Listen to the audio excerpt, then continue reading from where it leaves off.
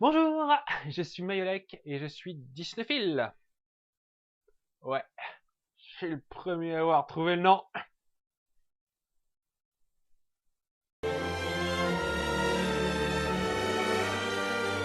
Je ne peux clairement pas me qualifier de cinéphile. Mais si je devais choisir un domaine, entre guillemets, de films dans lequel je m'y connais, ce serait les films animés Disney. Il y en a très peu que je n'ai pas vus et certains d'entre eux font partie de mes films préférés de tous les temps. Donc je me suis dit, hey, pourquoi ne pas faire profiter de ma passion pour un domaine qui a le plus de chances d'attirer du monde? Hein?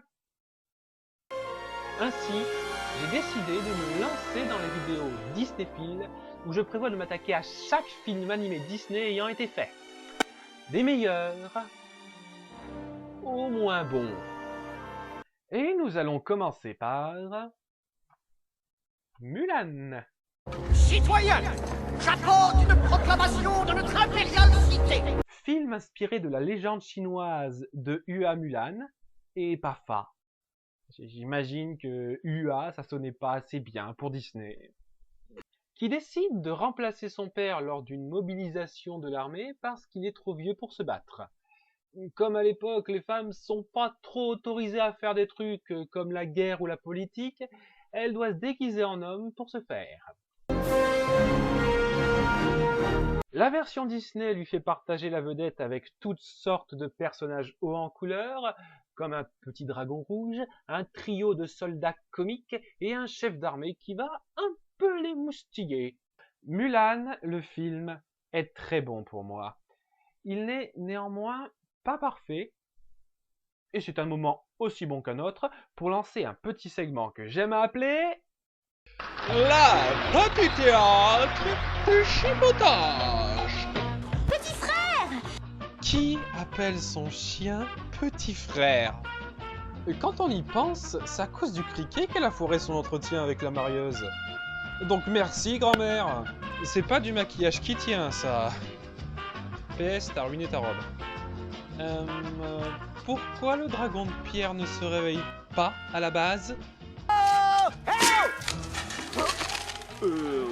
Mouchou vient littéralement de tuer un des siens. Un dragon de pierre! Ouais, les ancêtres sont un peu cons. Allez la chercher. Mouchou parle couramment le criquet. Pourquoi pas? Je dois être nerveuse, je n'ai jamais fait ça avant. Le contraire m'eût étonné. C'est que maintenant que vous le voyez, ils sont plus que 10. La vache, ils se sont fait décimer. Et le temps que vous ayez enfilé tout ça, ils ont eu le temps de tuer l'empereur 2 fois là. Et vous pressez pas surtout. Qui êtes-vous? Ton pire cauchemar.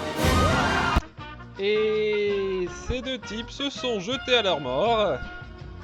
Mouchou est un putain de tueur en fait. Pour moi, un film animé Disney se distingue avant tout par ses personnages. Et dans le cas de Mulan, ils s'en sortent plutôt bien, je trouve. Le père de Mulan, la marieuse, les ancêtres, Yao, Ling, Tiempo, Shang, l'empereur, le conseiller de l'empereur. Tous ces personnages-là, sans être extraordinairement mémorables, arrivent à marquer suffisamment pour qu'on se souvienne d'eux. Chacun joue son rôle et aucun n'est désagréable. Mais bien sûr, j'ai envie de parler en détail de 3 personnages en particulier. Tout d'abord, Mouchou, un des meilleurs sidekicks comiques pour moi. En VF. Ok, je ne veux pas manquer de respect à Eddie Murphy, que j'adore, et n'y voyez rien de raciste. Mais il a un accent un peu trop typé pour que ça passe sans problème. All right, that's it. Dishonor. Dishonor on your whole family. Make a note of this. Dishonor on you. Dishonor on your cow. Ouais, ça marche mieux dans Shrek. Chaque fois que j'entends sa voix, ça me tire complètement du cadre de l'histoire. Je suis plus du tout en Chine là. Je suis avec Eddie Murphy qui fait son show. José Garcia, de notre côté, arrive vraiment à donner au personnage une voix qui ne décrit pas. Et surtout, on oublie que c'est José Garcia en l'écoutant. Voilà, c'est ça. Des honneurs. Des honneurs sur ta famille, prends des notes. Des honneurs sur toi, des honneurs sur ta vache. Ouais, il n'y a pas photo pour moi. Ensuite, Shan Yu, qui pour moi est l'un des méchants Disney les plus sous-estimés. Ouais, mon admiration pour lui, entre guillemets, doit venir en partie de la VF à nouveau, avec le grand Richard Darbois, que vous reconnaîtrez peut-être comme le doubleur de Batman de la série animée. Alors oui, il apparaît très peu, mais c'est en partie ce qui le rend imposant.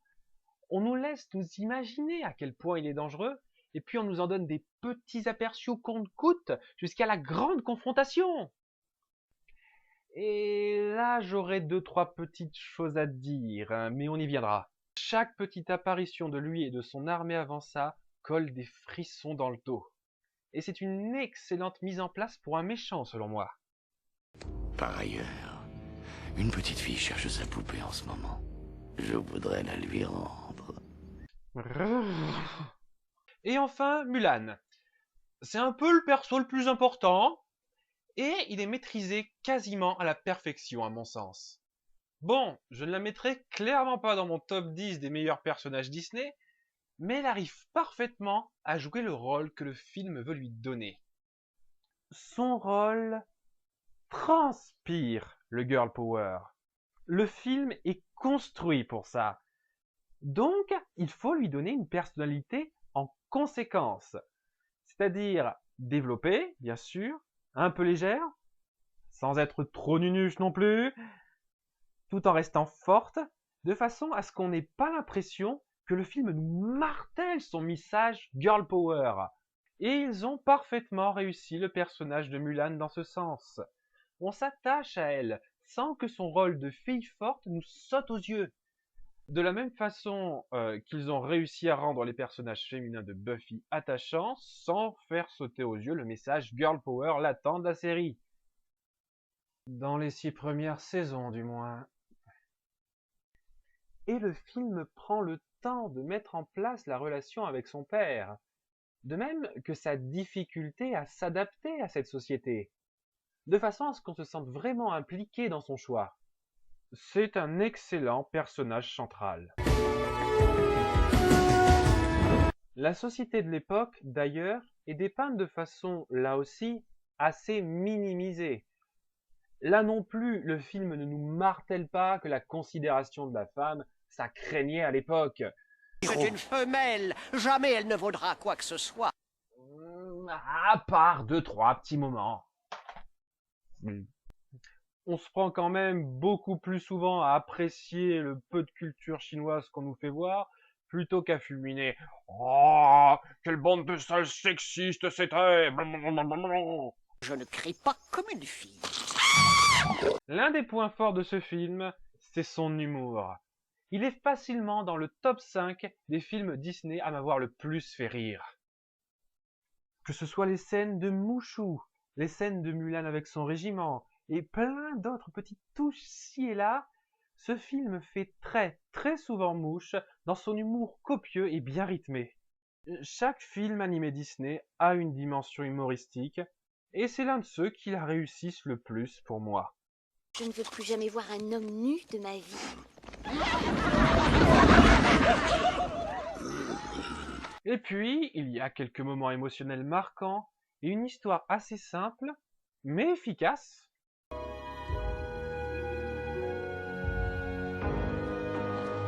Le seul vrai bémol, c'est le dernier acte. Après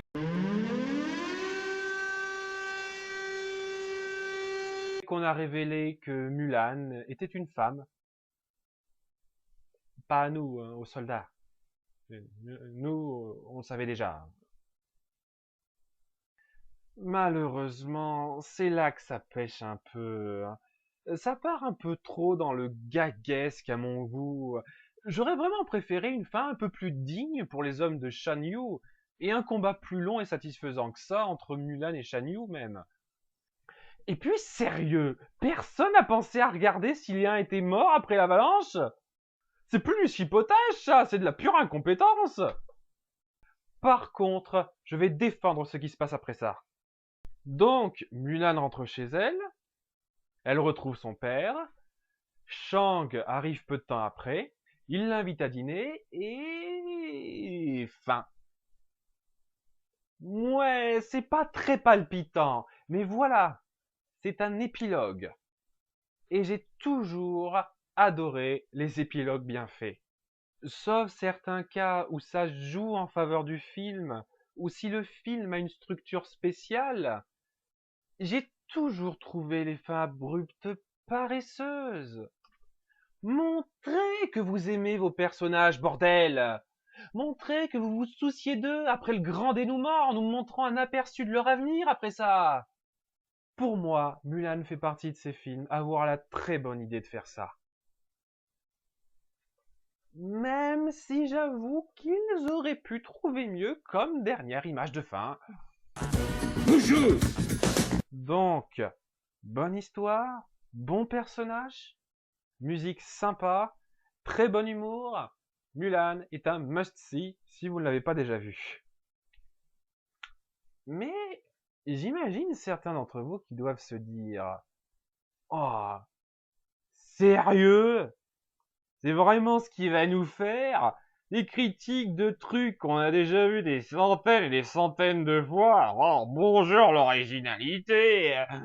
Eh bien, sachez que je suis du genre à aller à fond dans les choses quand je m'y lance. Donc, la semaine prochaine, vous aurez droit à très bientôt. Et n'oubliez pas d'être Disneyphile. Soit plus violent que le cours du torrent, soit plus